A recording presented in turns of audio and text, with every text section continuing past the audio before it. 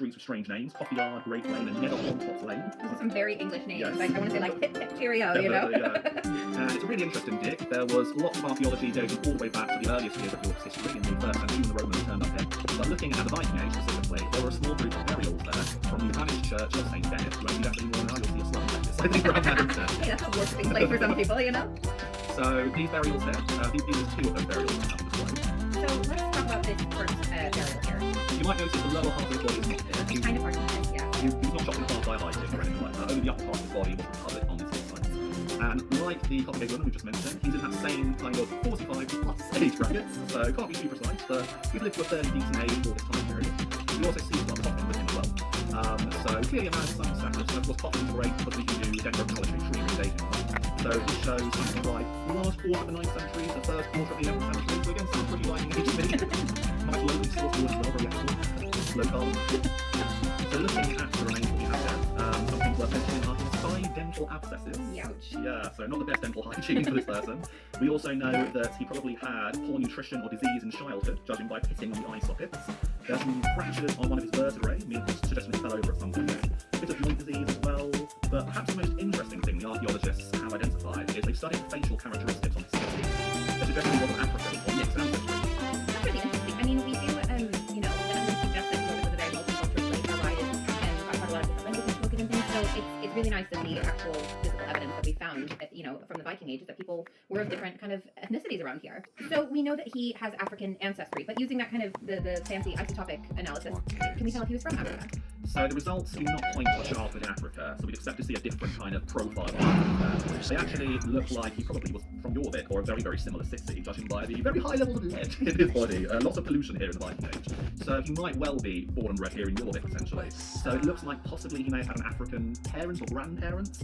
Well, that's really interesting, though. So he was at least a second-generation immigrant. That's really interesting. Yeah, we know from some literary sources that there were people going up from the Mediterranean into northern Europe. There's a great account of a Jewish traveller from Islamic Spain going up into Denmark, and he complains about their terrible singing and things like that.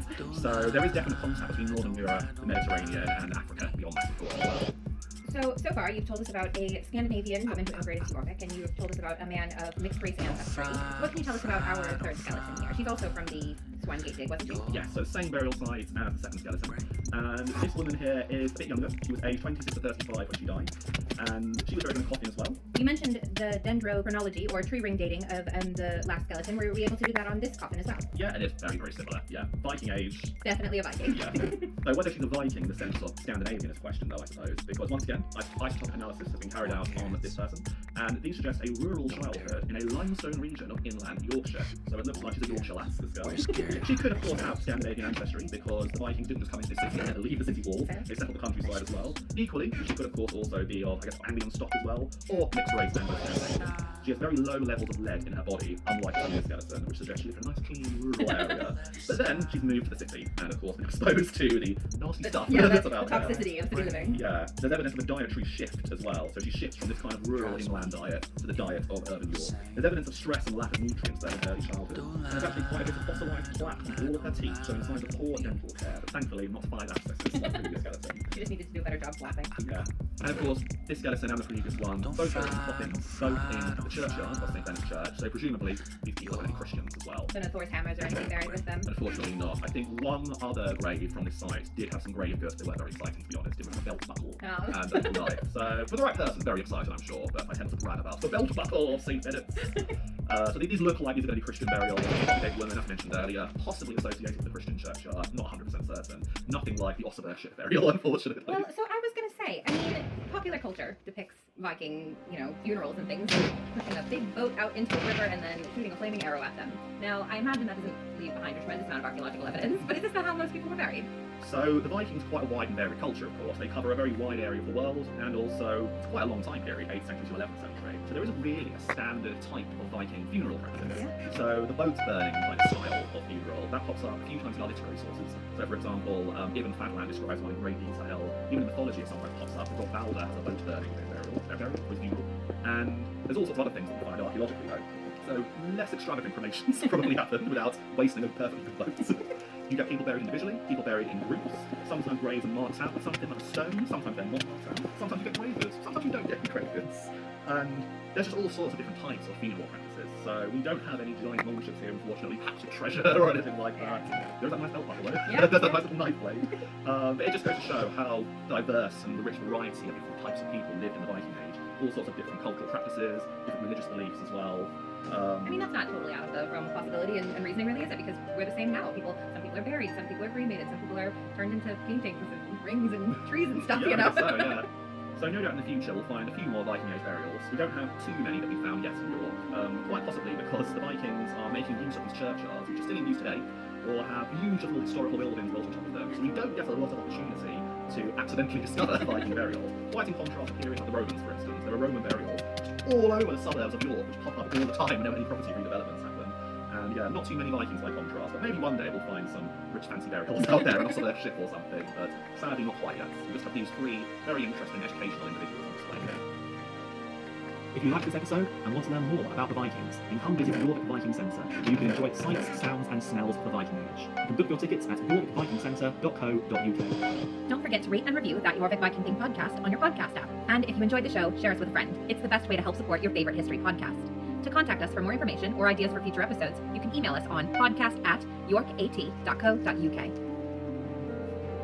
Thanks for listening to that Jorvik Viking Thing podcast. You can find us on Spotify, Apple Podcasts, and all other major podcast platforms. That Jorvik Viking Thing podcast is a production of the Jorvik Group and York Archaeology, hosted by Miranda Schmiederer and Lucas Norton. Researched by Lucas Norton, produced by Miranda Schmiederer, Lucas Norton, and Gareth Henry. Sound designed and edited by Miranda Schmiederer.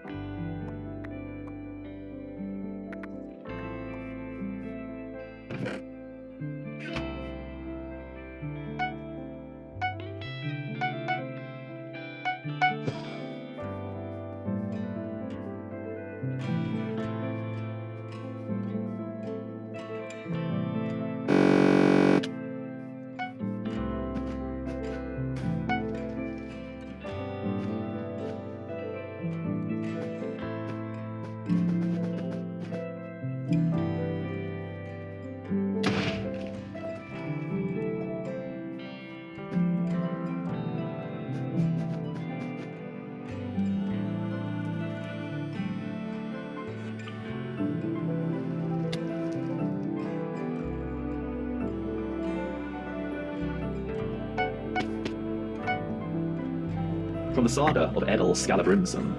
One evening, when the household of Mossfell were preparing to go to bed, Edel called to him two thralls of Grimms. He bade them bring him a horse, and when Edel was ready, he went out, and he had with him chests of silver. He mounted the horse. They then went down through the home paddock and under the slope there, as men saw afterwards. But in the morning, when men rose, they saw Edel wandering about in the holt east of the farm, and leading the horse after him. They went to him and brought him home. But neither thralls nor chests ever came back again, and many are the guesses as to where Edel hid his money. East of the farm at Mossfell is a gill coming down from the fell, and it is noteworthy that in rapid thaws there was a great rush of water there. But after the water had fallen, there had been found in the gill English pennies. Some guess that Edel must have hidden his money there. Below the farm enclosure at Mossfell are bogs wide and very deep. Many feel sure that 'tis there Edel hid his money. And south of the river are hot springs, and hard by there large holes. And some men guess that Edel must have hidden his money there, because out that way cairn fires are often seen to hover. Edel said that he had slain Grim's thralls, and also that he had hidden the chests, but where he had hidden them, he told no man. In Viking times, a thing was a gathering, a place where leaders and warriors could meet and talk. In the 21st century, our thing is a virtual place, where history academics and enthusiasts from around the world can come together to share knowledge. We're your hosts, Miranda Schmiederer And Lucas Morton. So hold on to your helmets for this episode of that Jorvik Viking Thing podcast.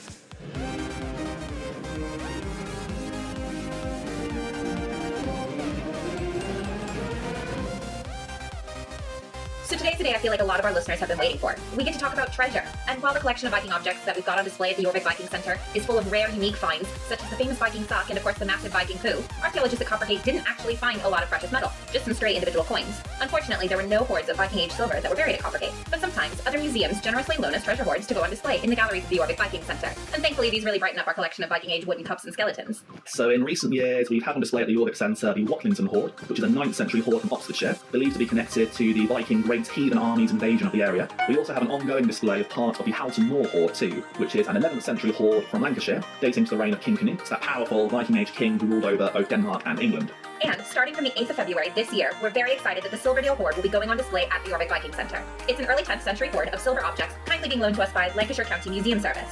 Whilst we're very proud of our collection of other 1,000-year-old textiles and broken pottery, we do love getting something new and shiny to talk with our visitors about. So Lucas, can you tell us a little bit about treasure hoards? Like, what exactly is a treasure hoard? Yeah, so I was able to interview Dr. Gareth Williams from the British Museum, and he told me that a hoard is any group of material which is deliberately deposited in the ground. So it's distinct from things that have been dropped accidentally and then not recovered. So for example, if a £50 note accidentally flies out of your wallet, that's not a treasure hoard, despite it being pretty high value. If you wanted to bury a piggy bank full of pennies, let's say, that could be considered a hoard due to the fact it's been deliberately deposited in the ground. Hoards can be buried for a whole variety of different reasons. Quite often, though, they're buried at times of unrest or emergency. As I'm sure you can imagine, there was quite a bit of unrest and emergency during the Viking Age here in England. So sometimes hoards are more ritual in nature. For example, they could be buried as offerings to the gods, or a statement of ties to the land in which they are buried. For example, hoards were sometimes buried inside buildings. Also, the sagas sometimes include instances where hoards are buried, such as Edel's saga, in which Edel Skallagrimsson buries a hoard of treasure as a kind of ostentatious display to other people. Something like, I'm so rich that I'm going to put this huge amount of silver in the ground, and I'm never even going to bother to reclaim it again. And treasure has a very specific legal meaning here in the UK under the terms of the Treasure Act of 1996. So any 2 or more coins, or any one non-coin object containing 10% or more